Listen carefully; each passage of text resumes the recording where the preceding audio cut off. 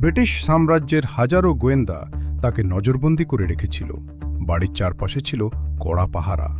তবুও এক শীতের রাতে তিনি হাওয়ায় মিলিয়ে গেলেন।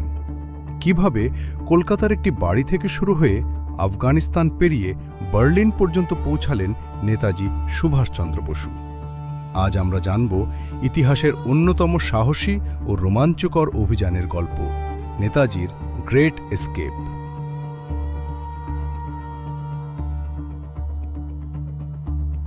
1941 সাল।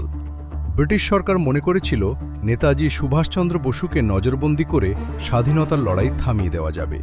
কিন্তু তারা জানত না, ইতিহাসের অন্যতম সাহসী পালানোর পরিকল্পনা ইতিমধ্যেই শুরু হয়ে গেছে। কলকাতার এলগিন রোডের বাড়িটি তখন যেন এক কারাগার। বাইরে ব্রিটিশ গোয়েন্দাদের কড়া পাহারা, ভিতরে স্বাধীন ভারতের স্বপ্ন নিয়ে দিন গুনছেন নেতাজি। দিনের পর দিন গোপনে তৈরি হতে থাকে এক দুঃসাহসিক পরিকল্পনা। পরিবারের অল্প কয়েকজন সদস্য ছাড়া কেউ জানত না কি ঘটতে চলেছে। নেতাজি দাড়ি বাড়ালেন, পোশাক বদলালেন, বদলে ফেললেন নিজের পরিচয়ও।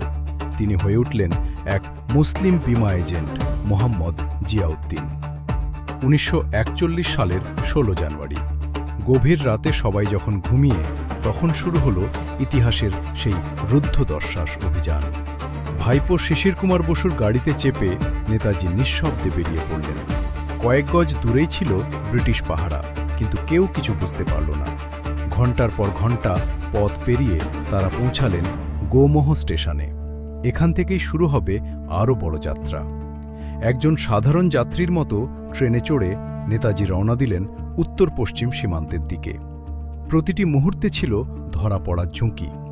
পেশোয়ারে পৌঁছে স্থানীয় সহযোগীদের সাহায্যে তিনি গোপনে সীমান্ত অতিক্রম করেন। সামনে ছিল দুর্গম পাহাড় আর অনিশ্চিত ভবিষ্যৎ। আফগানিস্তানের কাবুলে কয়েক সপ্তাহ আত্মগোপন করে তিনি নতুন পরিচয়ে ইউরোপ যাওয়ার ব্যবস্থা করেন। ব্রিটিশ গোয়েন্দারা তখনও তার খোঁজে ব্যস্ত। অবশেষে বহু বাধা পেরিয়ে নেতাজি পৌঁছালেন বার্লিনে। তার লক্ষ্য ছিল একটাই, ভারতের স্বাধীনতার জন্য আন্তর্জাতিক সমর্থন অর্জন করা। নেতাজির গ্রেট এস্কেপ আজও সাহস, দেশপ্রেম এবং স্বাধীনতার অদম্য আকাঙ্ক্ষার প্রতীক। ইতিহাসের এই মহান অধ্যায়কে শ্রদ্ধা জানিয়ে আজ এখানেই শেষ করছি। ভিডিওটি ভালো লাগলে লাইক, শেয়ার ও সাবস্ক্রাইব করুন। জয় হিন্দ।